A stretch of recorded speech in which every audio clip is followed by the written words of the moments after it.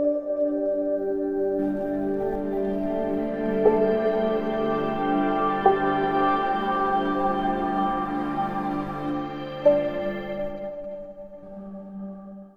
My channel study मंत्रा। आज मैं आप लोग को चैप्टर 1 3 क्वेश्चन का पार्ट बी पढ़ा रही हूँ। अगर आप लोग को मेरा वीडियो पसंद आए तो उसे लाइक करें, सब्सक्राइब करें और शेयर करें। ठीक है, लिखा हुआ है,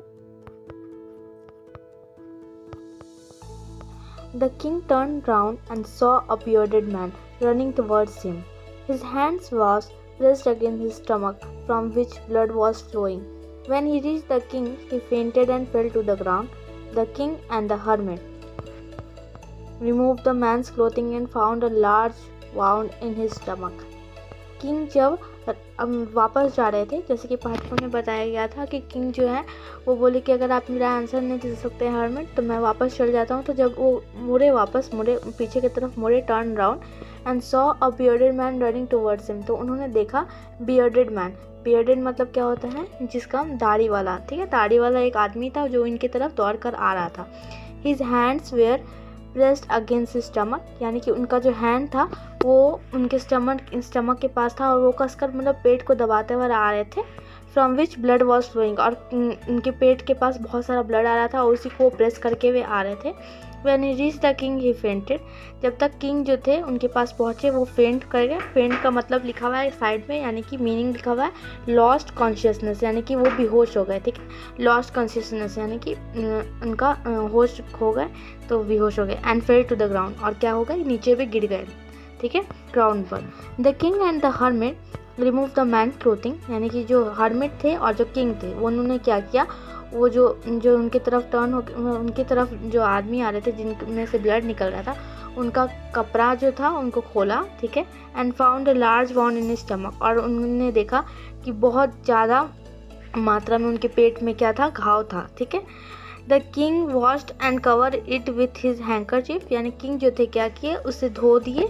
and cover it with his handkerchief, और उसको क्या किए, अपने हैंकरचीफ से यानी अपने रुमाल से उसे क्या किए, कवर कर दिए। But the blood would not stop flowing, लेकिन खून जो था वो स्टॉप नहीं हो रहा था, वो बह ही रहा था। The king redressed and redressed the wound until at last the bleeding stop, जो किंग जो थे उसे रीड्रेस किए, यानी कि वापस उसको जो लगा रहे थे हैंकरचीफ वापस उसको रीड्रेस किए, यानी ड्रेस्ड अगेन, यहाँ पे मीनिंग लिखा हुआ है। एंड द वाउंड, यानी कि जहाँ पे उनको चोट लगा था वहाँ पे। Until at last the bleeding stop, जब तक तब तक किए उसको मतलब अच्छे से, जब तक कि खून जो है रुक नहीं गया, ठीक है। The man felt better and asked for something to drink, यानी कि मैन जो था, जो कि आदमी था, वो उससे थोड़ा ठीक लगने लगा, जब अच्छा महसूस होने लगा तो वो क्या किया, asked for something to drink, यानी उससे पीने के लिए कुछ मांगा, ठीक है। The king brought fresh water and gave it to him, तो किंग जो थे उन्होंने फ्रेश वाटर लाया और उन्हें दे दिया। By this time the sun had set and the air was cool, इस समय तक जो थे सन जो था सेट हो गया था, ठीक है, और एयर जो था यानी हवा जो था वो भी ठंडा ठंडा हो गया था। The king with the hermit help carried the wounded man into the हट, यानी कि किंग जो थे वो हर्मिट के हेल्प के साथ उस वाउंडेड मैन यानी वो जख्मी इंसान को हट के पास लेके गए। इनटू द हट यानी कैरिड, उसको उठा कर लेके गए कहाँ पे, हट के अंदर। And led him on the bed, और उन्हें क्या किया, बेड पे सुला दिया। अब ये हट किसका है, ये हट जो था वो हर्मिट का था, ठीक है। The man close his eyes and ले क्वाइट, यानी कि मैन जो थे वो जो वाउंडेड मैन थे जिन्हें चोट लगा था वो क्या किए, अपना आँख बंद कर लिए और शांति से लेट गए। The king tired by his walk and the work he has done, the king जो थे वो जो थे टायर्ड हो गए थे अपने चल चल के। The work he has done, यानी कि बहुत सारा जितना काम किए थे उससे टायर्ड हो गए थे, मतलब थक गए थे। Lay down on the floor and slept through the night, यानी कि और फिर वो क्या किए, वो किंग जो थे वो फ्लोर पर बैठ गए और फिर रात भर सो गए। स्लेप्ट थ्रू द नाइट यानी कि अपना सो गए। When he अवोक it was several minutes before he could remember, जब वो जगे तो बहुत कम ही समय में उन्हें पता चल गया, रिमेंबर ये जान पाए कि वेयर ही वॉज और who the strange bearded man lying on the bed was, यानी कि मतलब कि जैसे कैसे आदमी उठता है तो देखता है कि अरे कहाँ पे है कहाँ पे, तो उनको फिर तुरंत कुछ समय बाद यानी सेवरल मिनट्स में उन्हें क्या पता चल गया कि कहाँ पे वो हैं और कौन से स्ट्रेंज बियर्डेड मैन के पास वो बेड के पास लेटे हुए हैं। Forgive me said the bearded man in the week voice when he saw the king was awake. और जो बियर्डेड मैन था यानी कि जो उसे चोट लगा था, ठीक है, तो वो बोलता है कि मुझे माफ़ कर दीजिए, forgive me, and in a week voice, यानी कि बहुत, क्योंकि एज ए चोट उनको लगा था, जो बियर्डेड मैन था या वाउंडेड मैन बोलिए, तो वो वीक वॉइस में बोल रहे थे कि मुझे माफ़ करिए। When he saw the king was awake, जब किंग जो थे यानी कि राजा जो थे वो उठ गए तो तो बियर्डेड मैन ने उनसे क्या किया, बोला माफ़ी मांगा। I do not know you and have nothing to forgive you for. तो फिर किंग बोलते हैं कि मैं आपको नहीं जानता, यानी कि वाउंडेड मैन को बोलते मैं आपको जानता नहीं हूँ और मेरे पास ऐसा कुछ नहीं कि मैं आपको माफ़ कर सकूँ, मतलब ऐसा कुछ नहीं किया आपने कि मैं आपको माफ़ी दे सकूँ, ठीक है। You do not no me but I know you.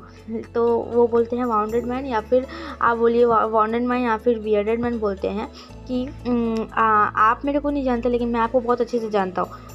I am the enemy of yours who swore revenge on you, यानी कि मैं हूँ आपका एनिमी मतलब दुश्मन, ऑफ योर्स यानी कि किंग का दुश्मन थे वो, who swore revenge on you यानी कि वो रिवेंज लेने आ रहे थे राजा से, because you put my brother to death and seized my property, because आपने मेरे भाई को मार दिया और सीज्ड माई प्रॉपर्टी, और आपने मेरा प्रॉपर्टी यानी कि जो उनका ज़मीन जायदाद जो भी होगा उसे क्या किया, सीज कर लिया, मतलब कि अपने गिरफ्त में कर लिया। I knew you has gone alone to see that hermit, कि मेरे को पता था कि आप अकेले जाएंगे हर्मिट के पास, ना क्योंकि आप लोगों को पता है हर्मिट अकेले गए थे, ना उनके पास कोई गार्ड था और ना उनके पास कोई घोड़ा था, तो उनको पता था कि जो किंग थे हर्मिट के पास अकेले जाएंगे। And I made up a mind to kill you on your way home, और मैंने माइंड में अपना बना लिया था, मतलब एक प्लान बनाया था कि मैं आप जब जाएंगे अकेले तो मैं आपको मार दूंगा, ठीक है। But the day passed and you did not return, थी लेकिन ना जब एक दिन बीत गया लेकिन आप वापस ही नहीं आए। So I left my hiding place, यानी कि जहाँ पे मैं छुपा हुआ था वहाँ से मैं भाग गया, मतलब हट गया। And I came upon your bodyguard, और मैं आपके बॉडी गार्ड के पास आ गया, who recognised me and wounded me, जो कि मुझे पहचान गया कि मैं आपका दुश्मन हूँ, और उसने मुझे क्या किया, वाउंडेड किया, मतलब मुझे मारा और मुझे चोट लग गई। I escape from him but I should have died if you have not dressed my wound, और मैं लेकिन वहाँ से भाग गया और मैं मर जाता अगर आप मेरा जो घाव है उस पर पट्टी नहीं लगाते, या फिर जो भी किया किंग ने वो नहीं करते। तो I wish to kill you and you have saved my life, मैं आपको मारने आया था और आपने मेरा लाइफ बचा लिया। Now if I live I will serve you as most faithful servant, यानी कि अगर मैं जिंदा रहता हूँ तो मैं आपको अपने मतलब कि मोस्ट फेथफुल यानी कि सबसे विश्वासी सर्वेंट यानी नौकर द्वारा आपको ज़िंदगी भर सर्व करूँगा। And will order my son to do the same, और मैं अपने बेटे लोग को भी बच्चे लोग को भी बोलूँगा कि यही कीजिए, मतलब कि मेरे बाद आप लोग मतलब बच्चों को भी बोलेगा कि आप लोग भी वही कीजिए, राजा को क्या कीजिए, फेथफुल सर्वेंट बनिए, ठीक है। फॉरगिव मी, मुझे माफ़ कर दीजिए। The king was very happy to have made peace with his enemies so easily, तो किंग जो थे वो बहुत खुश हो गए क्योंकि उन्हें बहुत अच्छा ही मौका मिला कि जो एनिमी है वो आप एक मतलब कि अपना एनिमी जो है अपना घुटना टेक लिया, और अब वो है मतलब कि इतना ज़्यादा उनसे काइंड हो गया। And to have won him over as a friend, और उससे वो एक एज ए फ्रेंड बोल रहा था कि मैं आज के बाद कभी कुछ भी गलत नहीं करूँगा वगैरह।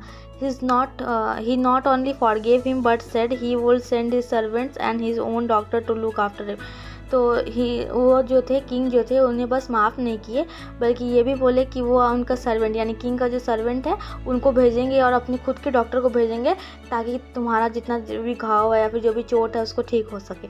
And he promise to give back the man his property, और उस किंग जो थे वो एनिमी को वादा किए कि वो उनका जो प्रॉपर्टी सीज किए हुए थे वो भी उन्हें वापस दे देंगे।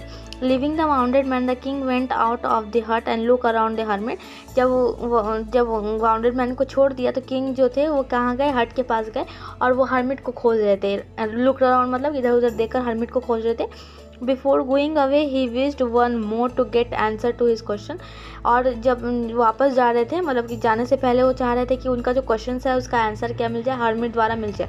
The hermit was on his knees sowing seeds in the beds that has been dug the day before. यानी कि हर्मिट जो थे वो क्या अपना घुटना टेक कर, मतलब नीचे बैठ कर नीज के बदौलत, और क्या कर रहे थे वो ना सीड लगा रहे थे। सोइंग सीड मतलब कि सीड लगा रहे थे, क्योंकि कल डिगिंग हो रहा था उस जगह पे, ठीक है ना। बेड्स बहुत सारा, यानी कि बहुत जगह स्मॉल पैचेस ऑफ ग्राउंड में जो डिगिंग किए थे, हर्मिट ने किया था और किंग ने किया था, उसमें क्या कर रहे थे वो सीड लगा रहे थे, ठीक है, सोइंग द सीड, ठीक है, जो कि एक दिन पहले ही उन्होंने डग किया था, ठीक।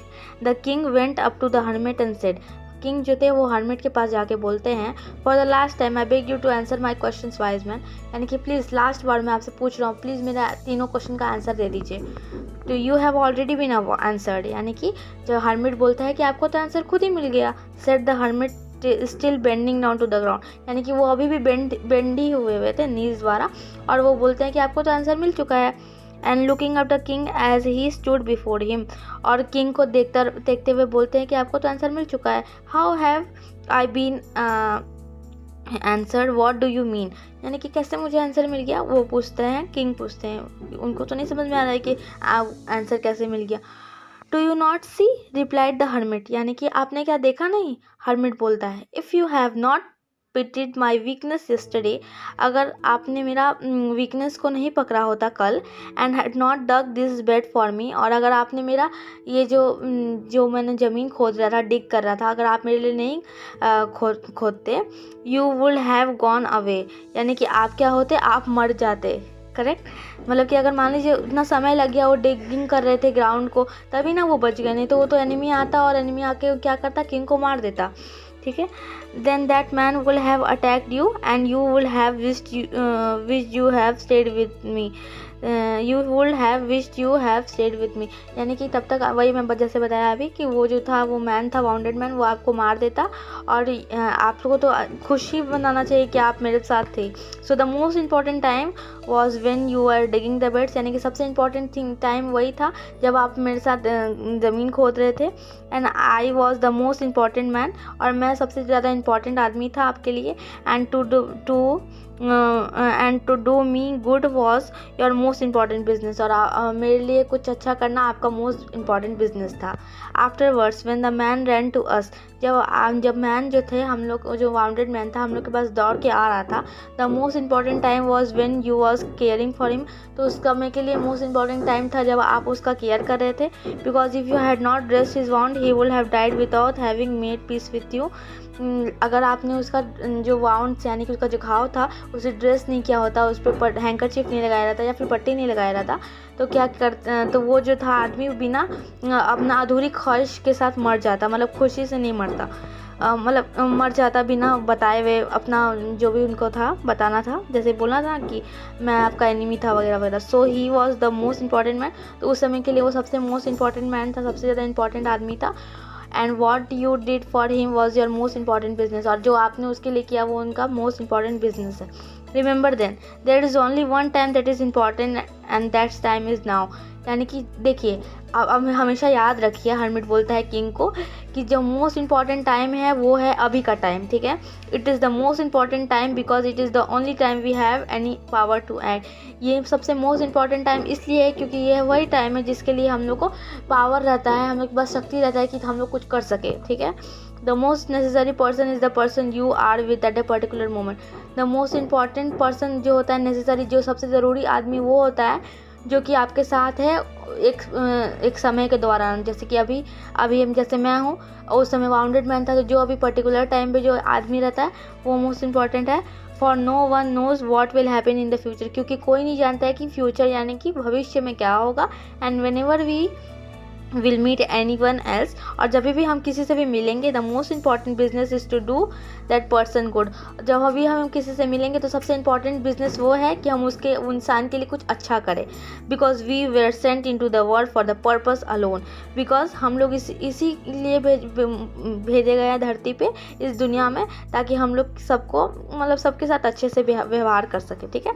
तो इसी के साथ चैप्टर ख़त्म होता है, और इसका समरी यही है कि हम लोग को जो भी करना चाहिए, अच्छे से करना चाहिए, सबके लिए अच्छा करना चाहिए, ठीक है। तो